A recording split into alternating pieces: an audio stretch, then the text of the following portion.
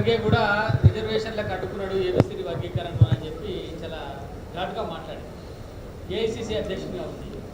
మరి ఇప్పుడు మళ్ళీ మీరు కాంగ్రెస్ పార్టీతో మీ అంటే స్నేహం ఎట్లా ఉంటుంది? ఇప్పుడు ఒకవైపు రేవంత్ రెడ్డిని అభినందిస్తూ అంటున్నారు, ఒకవైపు మల్లికార్జున ఖర్గే గారిని చాలా ఘాటుగా విమర్శించారు మీరు. నేను సూటిగానే చెప్తున్నా, ఎంతో కొంత రేవంత్ రెడ్డి గారినన్నా నమ్ముతా, మా మల్లికార్జున ఖర్గే నమ్మను.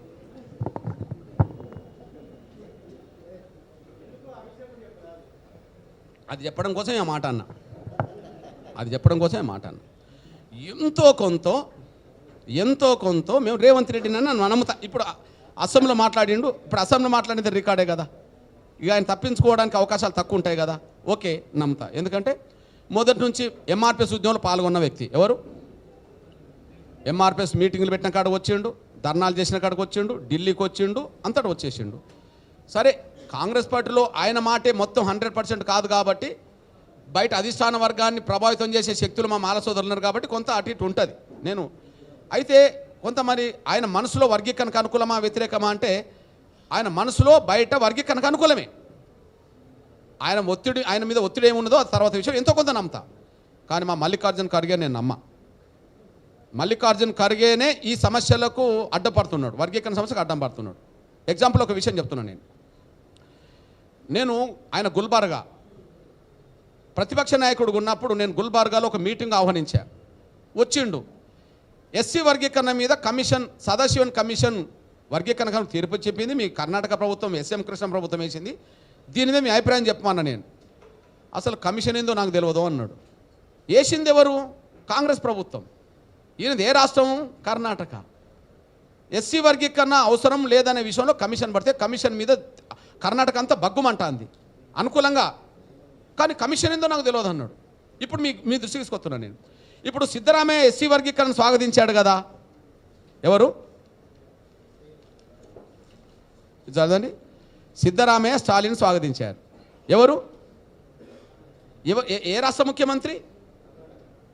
కర్ణాటక ముఖ్యమంత్రి సిద్ధరామయ్య కాంగ్రెస్ స్వాగతించాడు. మరి ఖర్గే ఎందుకు స్వాగతించలే? ఇటు రేవంత్ రెడ్డి స్వాగతించాడు. ఇప్పుడు రేవంత్ రెడ్డి స్వాగతించాడు కదా, మీకు చూపించాను కదా. ఓకే, మరి కాంగ్రెస్ ముఖ్యమంత్రి రేవంత్ రెడ్డి స్వాగతించాడు. కాంగ్రెస్ ముఖ్యమంత్రి ఆయన సొంత రాష్ట్రంలో స్వాగతించాడు. ఖర్గే ఎందుకు మౌనంగా ఉన్నాడు దీని మీద? సింపుల్ విషయం. నేను అందుకనే ఆయన నమ్మను అన్న విషయం చెప్తున్నాను నేను. ఇప్పుడు అసలు ఎస్సీ వర్గీకరణ ఒక రాష్ట్రంలో మొదలైంది ఎక్కడ? పంజాబ్లో వర్గీకరణ చేసింది ఎవరు? కాంగ్రెసే. ఎవరు? కాంగ్రెసే. జైల్ సింగ్ గారు ముఖ్యమంత్రి ఉన్నప్పుడు 75లో వర్గీకరణ జరిగింది. ఆ పరంపర భాగంగా ఇగో ఇక్కడ దాకా వచ్చేసింది అనుకుందాం. వర్గీకరణ చేసింది ఎవరు? కాంగ్రెసే. ఇప్పుడు మీకు రాష్ట్రపతి ఫోటో చూపించాను కదా. ఎవరిది?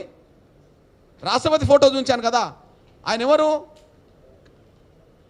దళితుడే. ఎవరు? కేఆర్ నారాయణ్. 99లో ఎస్సీ వర్గీకరణ అమలు చేయవచ్చు అని చెప్పి ఆర్డినెన్స్ ఇచ్చింది ఆయనే, ఆదేశాలు ఇచ్చింది ఆయనే. ఆయన ఎవరు? కేరళ. మరి ఎస్సీ వర్గీకరణ మీద నా దగ్గర కాంగ్రెస్ అనుకూలం అనడానికి 100 స్టేట్మెంట్లు ఉంటాయి. ఇప్పుడు రాహుల్ గాంధీ ఉన్నాడు, వాళ్ళ రాష్ట్రం ఏది? ఉత్తరప్రదేశ్. సోనియా గాంధీ ఎక్కడి నుంచి గెలుచుకుంటూ వచ్చింది? ఉత్తరప్రదేశ్. రాహుల్ గాంధీ ఎక్కడి నుంచి గెలుచుకుంటూ వచ్చింది? ఉత్తరప్రదేశ్. వాళ్ళందరూ ఎక్కడి నుంచి గెలుచుకోవాలి? ఉత్తరప్రదేశ్. 2012 మేనిఫెస్టోలో ఎస్సీ వర్గీకరణ ఉన్నది, మేము అమలు చేస్తామని చెప్పి. ఎస్సీ వర్గీకరణ చేస్తామని ఉత్తరప్రదేశ్లో ఉన్నది. ఓకే, ఉత్తమ్ కుమార్ రెడ్డి అప్పుడు ఉంటుంది. ఓకే, సోనియా గాంధీ అప్పుడు ఉంటుంది. కర్ణాటకలో సిద్ధరామయ్య చెప్తాడు, అందరూ చెప్తారు, రాజశేఖర్ గారు చెప్తాడు, ఖర్గే మాత్రం చెప్పాడు. ఏంటి మరి ఇది? నేను చెప్తున్నాను, ఖర్గే వాళ్ళ కులానికే నాయకుడు, దళితులందరికీ నాయకుడు కాదు. ఎవరు? ఖర్గే అనేటైనా వాళ్ళ కులానికి మాత్రమే నాయకుడు, చెలవాదే అయినా. అంటే ఇటు మాలలు సమానం అని అనుకుంటారు వాళ్ళు, చెలవాదే వాళ్ళకు మాత్రమే నాయకుడుగా ఉంటాడేమో, కానీ ఆయన దళితులందరికీ నాయకుడు కాదు. సేమ్ టైం అసలు రాహుల్ గాంధీ ఎందుకు మౌనంగా ఉన్నాడు? సోనియా గాంధీ ఎందుకు మౌనంగా ఉన్నది? ఉషా మేరా కమిషన్ వేయించింది ఎవరు? సోనియా గాంధీ కాదా? వర్గీకరణ తీర్పును ఎందుకు స్వాగతించలేకుండా పోయిండ్రు? రాహుల్ గాంధీ గారు 2018 అసెంబ్లీ ఎన్నికల్లో ఇక్కడ మీట్ ది ప్రెస్ జరిగింది. ఎడిటర్ సమావేశం జరిగింది రాహుల్ గాంధీతో. రాహుల్ గాంధీతో జరిగిన ఎడిటర్ సమావేశంలో ఎస్సీ వర్గీకరణకు అనుకూలంగా మాట్లాడిండు కదా.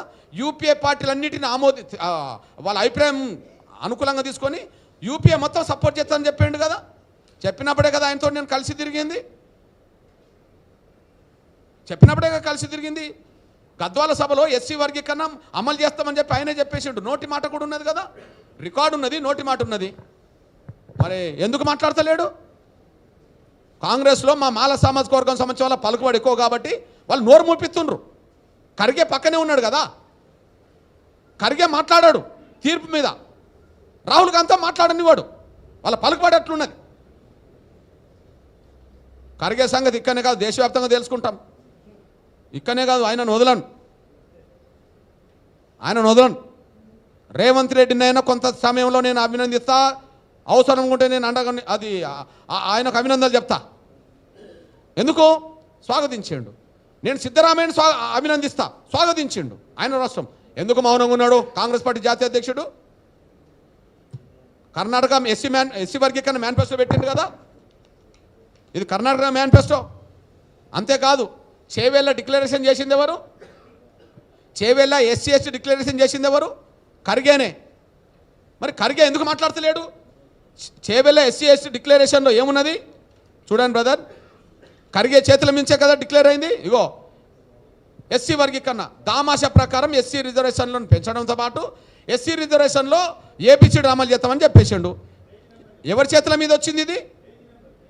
మొదటి పేజే బ్రదర్, ఇంకా పేజీ నెంబర్లు కూడా తిరగాల్సిన అవసరం లేదు. మొదటి పేజే. నమ్మించే కాడ మొదటి కాడ ఉంటారు, అమలు చేసే కాడ చివరి కూడా ఉండరు. మొదటి హామీ, మొదటి పేజీ, మొదటి హామీ. నమ్మించే కాడ మొదటి. ఈయన ఖర్గే చేతుల నుంచి బ్రదర్, ఫోటో కూడా ఉన్నది కదా, ఇగో చూడండి. ఖర్గే చేతుల మీదనే వచ్చేస్తుంది. కర్ణాటకలో ఎస్సీ వర్గీకరణ కాంగ్రెస్ పార్టీ మేనిఫెస్టో ఖర్గేకు తెలియకుంటుంటుందా? అంటే నమ్మించే కాడ మాత్రం ఉంటారు, కానీ పరిష్కారం అయ్యేటప్పుడు మాత్రం కుట్రలు చేస్తారా? ఖర్గే ఎస్సీ వర్గీకరణ స్టేట్మెంట్ ఇవ్వనండి. ఇక్కడి నుంచి నేను డిమాండ్ చేస్తున్నా. ఎస్ఆర్ నో, అనుకూలమా కాదా? నేనేం బ్రతిమలాడం మేము. నీ కాంగ్రెస్ పార్టీ స్టాండ్ చెప్పు. ఉత్తరప్రదేశ్లో ఎస్సీ వర్గీకరణ ఎందుకు హామీ ఇచ్చారో చెప్పు. కర్ణాటకలో ఎస్సీ వర్గీకరణ ఎందుకు హామీ ఇచ్చారో చెప్పు. తెలంగాణలో ఉమ్మడి ఆంధ్రప్రదేశ్లో ఎస్సీ వర్గీకరణ ఎందుకు హామీ ఇచ్చారో చెప్పండి. పంజాబ్లో ఎస్సీ వర్గీకరణకి ఎందుకు అమలు చేశారో చెప్పండి. మీ భాగస్వామ్య పార్టీ ఇండియా కూటమి ప్రధాన భాగస్వామ్యం ఎవరు? కాంగ్రెస్ తర్వాత అత్యధిక సీట్లు వచ్చింది ఎవరు? డిఎంకేకు. డిఎంకే ఎస్సీ వర్గీకరణ స్వాగతించింది, అమలు చేస్తున్నది. ఓకే, ఇప్పుడు పంజాబ్లో ఎస్సీ వర్గీకరణ అమలు చేస్తున్నది ఎవరు? ఎస్సీ వర్గీకరణ జరగాలని చెప్పి సుప్రీంకోర్టులో వాదించడానికి లాయర్లను, అడ్వకేట్ జనరల్ని, అడిషనల్ అడ్వకేట్ జనరల్ పంపించి సుప్రీంకోర్టులో వర్గీకరణను గెలిపించుకున్నది ఎవరు?